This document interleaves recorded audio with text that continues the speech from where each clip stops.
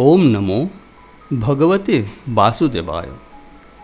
द्वितीय अध्याय सांख्ययोग बांगला अनुवाद द्वितीय खंड। तुमी यदि मने भाबिया थाको जे आत्मा प्रत्येक शरीरेर जन्मेर संगे संगे जात हन एवं प्रत्येक शरीरेर विनाशेर संगे मृत हइया थाकेन, तथापि हे महाबाह, ताहार जन्य तुम्हार अनुशोचना करा उचित नय। जन्मग्रहण करिले मृत्यु जखन निश्चित एवं मृत स्वजातीय व्यक्तिर जखन जन्म निश्चित, तखन सेई सकल अपरिहार्य विषये तुम्हार सुख करा अनुचित। हे भारत, जीवगणेर शरीर उत्पत्तिर पूर्वे अप्रकाशित स्थितिकाले मात्र प्रकाशित एवं विनाशेर परेও अप्रकाशित थाके, ताहाते शोक की? जेखाने शोक कराटाई अबुझेर मतो काज।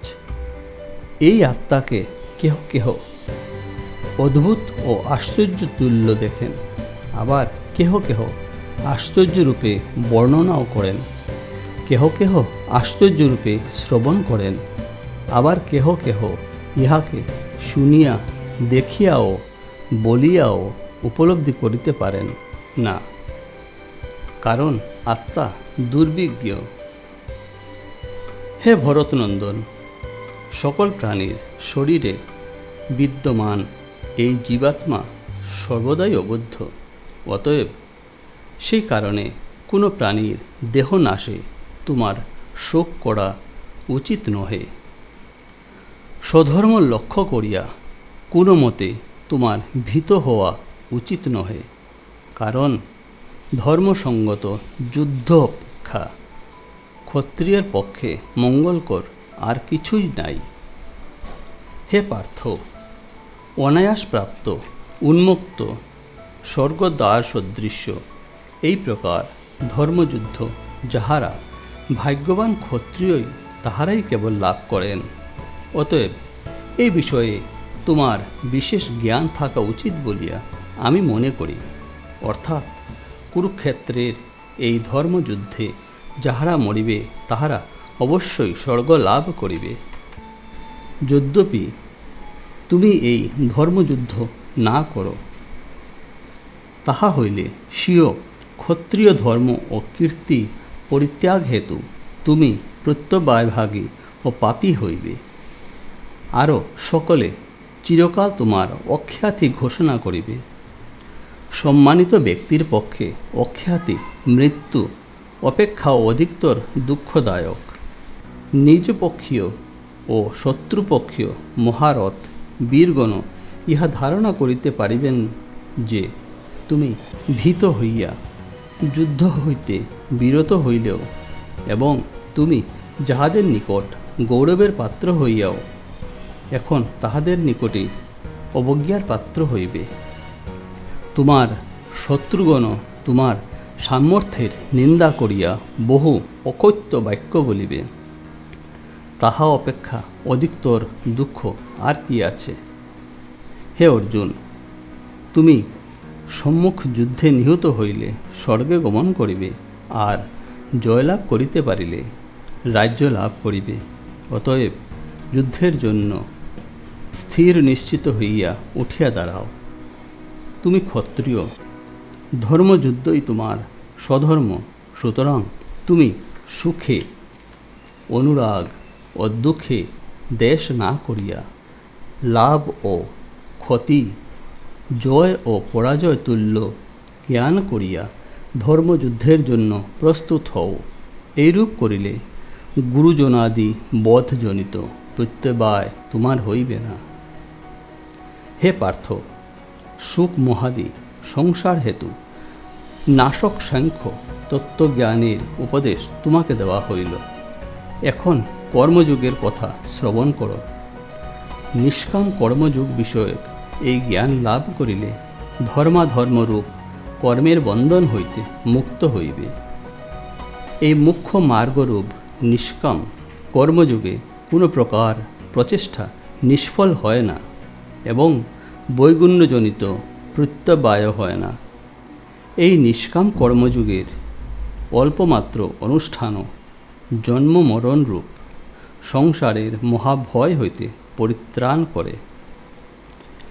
হে অর্জুন, এই নিষ্কাম কর্মে একমাত্র নিশ্চয়াত্মিকা বুদ্ধি চলিতে থাকে, আর সেই অস্থির চিত্ত সকামী দিকদের বুদ্ধি বহু ধরনের হইয়া বলিয়া তাহা অনন্তরূপ লয়। হে অর্জুন, স্বল্পবুদ্ধিযুক্ত মানবেরা বেদবিহিত কর্মের প্রশংসায় মুগ্ধচিত্ত, স্বর্গাদি ফলপ্রাপ্তি কর্ম ভিন্ন অন্য কিছুই নাই, তাহারা ইহা বিশ্বাস করেন। তাহারা কামনাযুক্ত এবং স্বর্গকামী, তাহারা জন্মরূপ কর্মফুল প্রদানকারী এবং ভোগপ্রাপ্তি ও ঐশ্বর্য লাভের উপযোগী বহু ক্রিয়াকলাপের প্রশংসা করিয়া থাকেন। যাহাদের চিত্ত এই সকল পুষ্পিত বাক্যে বিমুগ্ধ এবং ভোগ ও ঐশ্বর্যে আসক্ত, তাহাদের অন্তঃকরণে পূর্বশ্লোকাক্ত নিশ্চয়াত্মিকা শ্রদ্ধা বুদ্ধি স্থির হয় না। হে অর্জুন, বেদের কর্মকাণ্ড কামনামূলক এবং সংস্কৃতিদায়ক। তুমি নিষ্কাম হও এবং ঈশ্বরার্থে কর্ম করো। তুমি সুখ দুঃখাদি দ্বন্দ্বরহিত ও সদা সদগুণ মিশ্রিত হও এবং যোগ ও ক্ষেমের আকাঙ্ক্ষারহিত ও অপ্রমত্ত হও। ক্ষুদ্র ক্ষুদ্র জলাশয়ে যে সকল প্রয়োজন সম্পন্ন হয়, সমস্ত দিক জলরাশিযুক্ত মহাসমুদ্রে মানুষের সেই প্রয়োজন সিদ্ধি হয়। কর্ম এবং ব্রহ্ম প্রতিপাদক বেদে ব্রহ্মজ্ঞ এবং ব্রহ্মনিষ্ঠ মানুষের সেইরূপ প্রয়োজন সিদ্ধি হয়। হে অর্জুন, কর্মেই তোমার অধিকার হোক, তাহা ফলে যেন তোমার অধিকার না হয়। অর্থাৎ তুমি কামনাপূর্বক কর্ম করিয়া তাহার ফল জন্মাইও না, আবার কর্ম না করিবার দিকেও তোমার আগ্রহ না জন্মে। হে ধনঞ্জয়, যুগস্থ হইয়া অর্থাৎ কেবল ঈশ্বরার্থে কর্ম করো। সেই কালে ঈশ্বর আমার উপর প্রসন্ন হন, এই আশা ত্যাগ করা উচিত। কর্তৃত্বাদি অবিনিবেশ শূন্য হইয়া কার্য করিলে শতগুণ শুদ্ধিজনিত জ্ঞানপ্রাপ্তিরূপ সিদ্ধিতে হর্ষ এবং তদ বিষয়ে বিষাদ উপস্থিত হয়। তাহাতে নির্বিকার থাকিয়া কর্ম করো, ফলাফলের আশা নিষ্ফল। হে অর্জুন, আমি পরমেশ্বর আরাধনা করিব, এইরূপ বুদ্ধিপূর্বক নিত্য কর্ম করা অপেক্ষা কাম্য কর্ম করা অত্যন্ত নিকৃষ্ট। অতএব তুমি সেইরূপ বুদ্ধিকে আশ্রয় করো। যাহারা ফলাকাঙ্ক্ষী হইয়া কর্ম করে, তাহারা অতীবহীন বা কৃপণ। নিষ্কাম কর্মযোগী ঐহিক জীবনে পাপ ও পুণ্য উভয় হইতে মুক্ত হন। সুতরাং তুমি নিষ্কাম কর্মযোগের অনুষ্ঠান করো, কারণ কর্মের কৌশলই হইল যোগ। অতএব তুমি যোগাভ্যাসের জন্য উদ্যোগী হও। ওম নমো ভগবতে বাসুদেবায়।